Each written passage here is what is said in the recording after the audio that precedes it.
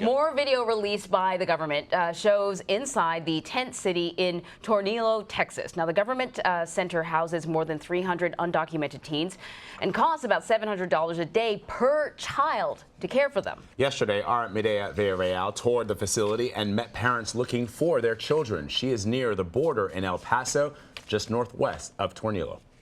A la cárcel. Okay, a la cárcel. First they took her son, then they took her to jail. Edie tells us she was separated from her 6-year-old son after they crossed the border. She believes he's in Arizona. She says she's tried several times to try and talk to her son, and that has not happened. Edie's was released from a detention center and is one of 32 immigrant parents staying at the Annunciation House in El Paso. The average length of this time that the parents have been in detention was 25 days. Taylor Levy is the legal coordinator of Annunciation House. 91% of the families, the parents who we spoke to, have not personally spoken to their children since being separated. We toured a tent city in Tornillo, Texas, Monday, where 326 teenagers are being housed. Our cameras were not allowed inside, but the government provided this video. We learned children spend their day on a regimented military-style schedule. They eat 3 meals a day and are given 2 snacks. Many of them spend their free time playing soccer.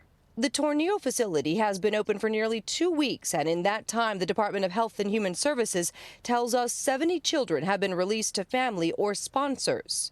We've established where the parents are almost immediately when the child comes into our care. Mark Weber is with HHS. Overall, these kids are connected with their parents. But Annunciation House Director Ruben Garcia disagrees. I have 32 parents here that will say to him that is categorically untrue. CBS News correspondent Mireya Villarreal is with us now from El Paso, Texas. So, Mireya, the incident commander at the tent city facility there says that it only actually exists because of the policy to separate kids. Is that true? Listen, I mean, if the words hadn't come out of his mouth, I don't think I really would have believed it, because obviously, I mean, this group, BCFS, has a contract for this tent city for 30 days. So he was showing us around. He was letting us inside all sorts of different tents and facilities and, you know, obviously giving us a big grand tour. And while we were talking to him, he basically said that this was a dumb, stupid decision that should have never been made. And he does say that the reason for this surge is twofold. One, it is the separation of families policy, but then you combine that with the surge that they often see regularly over the summer, and that is what, it was a perfect storm for the situation. You know, Mireya, the facility, as evidenced by some of the video that we've seen, looks great, looks clean, but I think that many times, because the government is taking you and other reporters in to see what they want you to see, the reporting generally tends to be, well, these places are safe and they're clean, and you've heard some people even suggesting that these places are better than some of the places where these children and other folks may be coming from. But of course, what gets lost in all of that is the fact that these children have been separated from their families, or that families are being broken apart. What did you see when you were touring the facility?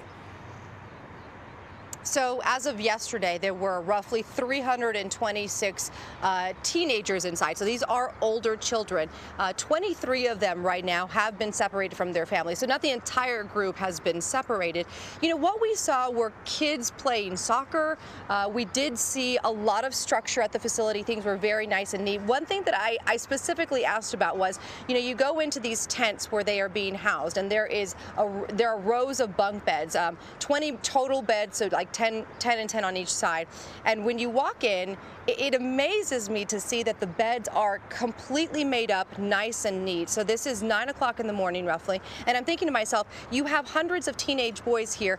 What teenage boy would actually get up in the morning and make their bed? And that is just, it just goes to show you that this is a very strict, structured, organized facility that is being run by a nonprofit organization that knows exactly what they are doing. And the reason for this strict structure is because, look, a half a mile away is Mexico. We want these boys and girls, because there are some girls there, we want them to understand that while, yes, we don't want them to feel like they are in a prison, we want them to know that they are children, they're being well taken care of. We also want them to understand that you cannot just run and leave and just go wherever you want. So they walk in lines from their sleeping quarters to the bathrooms to the toilets. They walk in lines when they go eat. The only time that we really saw them kind of freely playing, walking around, around hanging out was when they were playing soccer, and they do that 4 to 5 hours a day. They do it a lot in the morning. They go inside when it gets too hot, and then in the evenings they play soccer again. So, listen, I talked to several of these young men. A couple of them spoke with me in English, saying, hello, how are you? We asked where they were from. A couple of them told us what countries. And a couple of times we even asked, are you doing okay? And they all confirmed yes. So, it does feel like that while this is a very strict and structured organization and facility, these kids are doing well in this place. All right, Mireya Villarreal in El Paso, thank you. Thanks, guys.